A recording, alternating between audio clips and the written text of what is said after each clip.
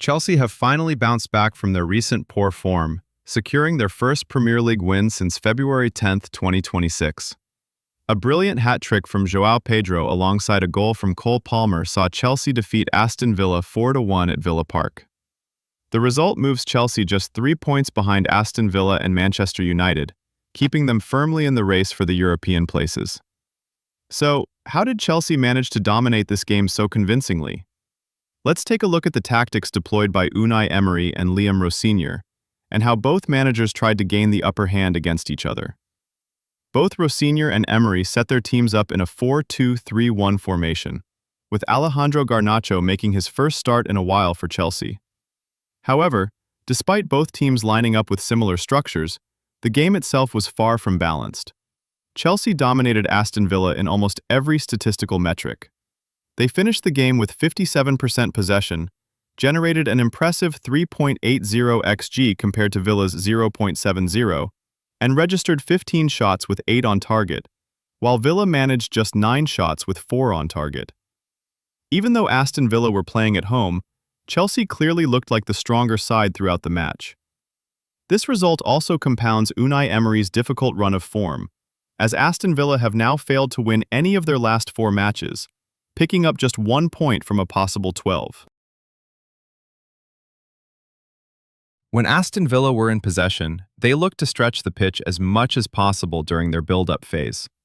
Emiliano Martinez often moved forward to join the defensive line, effectively transforming Villa's back 4 into a back 5 in the initial build-up phase. This movement allowed Aston Villa's fullbacks to push higher and hold wider positions on the pitch. At the same time, their midfield pivot of Amadou Onana and Douglas Luiz dropped deeper to help with ball circulation and progression. The overall idea behind this structure was to force Chelsea to press higher up the pitch, stretching Chelsea's pressing shape and creating gaps that Villa could exploit to progress the ball forward. However, Chelsea had a clear plan to deal with this. Instead of pressing Aston Villa aggressively all over the pitch, Chelsea focused their press centrally, aiming to block passing lanes in the middle and force Aston Villa to play toward one side of the pitch. Once Villa moved the ball into the wide areas, Chelsea would then trigger an aggressive man-to-man press, closing down passing options and forcing Villa into long balls toward Ollie Watkins. These long balls were comfortably dealt with by Chelsea's backline, often leading to turnovers and creating launching platforms for Chelsea to initiate quick counterattacks. Despite struggling to build sustained attacks, Aston Villa were still dangerous during counter-attacking situations, especially from Chelsea corners or misplaced passes. This was particularly evident in the first half. For example, Reece James misplaced a pass, which was quickly intercepted by Matty Cash. Cash immediately played the ball to Morgan Rogers, and within seconds, Aston Villa had created a 4v2 counter-attacking situation against Chelsea's backline. Villa attacked with speed and eventually found the back of the net, but the goal was ruled out for offside. Although these moments showed Villa's ability to threaten on the counter, they struggled to sustain this attacking threat consistently throughout the match, as Chelsea maintained control of the game. When Chelsea are in possession, they look to build from the back. With Chelsea not having a natural winger on the right-hand side, we often see Cole Palmer drifting into central areas, while Malo Gusto moves from his position as right back to operate almost like a right winger. This means that in the initial phase of build-up, Chelsea form a back 3 consisting of Jarell Hato, Trevoh Chalobah, and Wesley Fofana. Usually, when Chelsea build up like this, the goalkeeper steps higher to join the defensive line in order to allow the back line to separate and create width. However, since Robert Sanchez was not in goal, Rosenior appeared to be more conservative and did not push Philip Jorgensen higher up the pitch. Chelsea's build-up structure was clear. Palmer and Enzo Fernandez positioned themselves in the half spaces, while Reece James and Moises Caicedo formed a double pivot.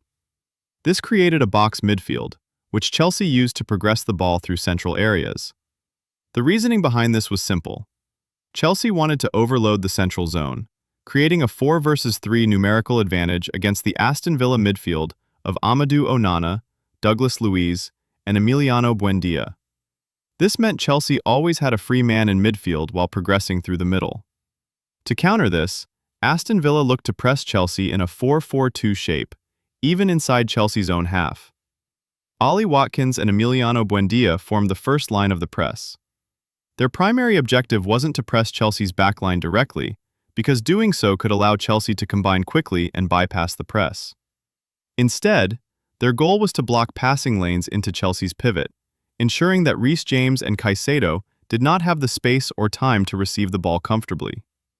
Meanwhile, Onana and Douglas Luiz were tasked with pressing Enzo Fernandez and Palmer, ensuring they couldn't turn on the ball.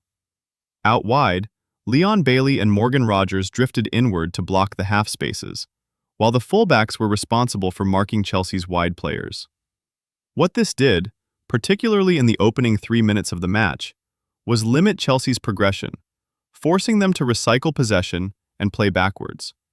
However, Rosenior clearly had a plan to deal with this, which was to invite more pressure from Aston Villa. Chelsea began dropping deeper and spreading the pitch as wide as possible. Fofana and Hato were often seen holding the touchline, while Gusto and Garnacho did the same higher up the pitch. This stretched Aston Villa's press, particularly their backline, as their fullbacks Matty Cash and Ian Maatsen were pulled wide by Chelsea's wingers. This created space for runners in behind, or for the wide players themselves to exploit. With Aston Villa's defensive line being drawn deeper into Chelsea's half, Chelsea could bypass the press with long passes into space behind the defense, creating artificial counter-attacking situations. Chelsea generated several dangerous moments using this approach. Another way Chelsea broke Aston Villa's press was through third-man combinations. For example, Aston Villa's press forced Chelsea into passing back to Philip Jorgensen, and Chelsea's backline spread wide. As they did so, Aston Villa expanded their press in order to close down Jorgensen's wide passing options. This movement created a gap in midfield, leaving Caicedo free and unmarked. Jorgensen played the ball into Caicedo, who immediately came under pressure and passed to Palmer. Palmer then played a quick pass into space for Caicedo to run onto.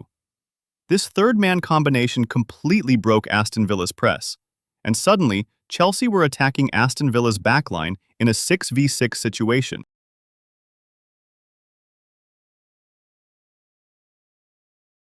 When attacking, Chelsea looked to hurt Aston Villa with speed through the wide areas, using line-breaking passes that often left Villa's backline exposed and chasing Chelsea's attackers.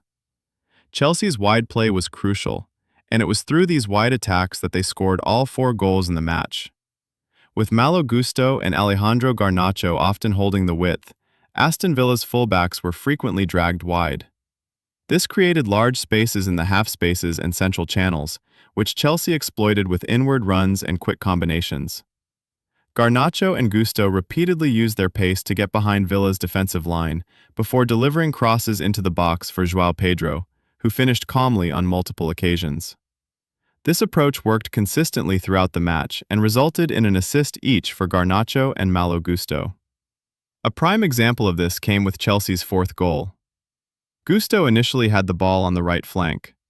If you look closely at Aston Villa's defensive line, you can see Lamar Bogard moving inward to track the movement of João Pedro. Gusto played the ball inside to Cole Palmer, who quickly spotted Garnacho free on the wing and delivered an excellent pass into his path. Using his pace, Garnacho drove forward with the ball.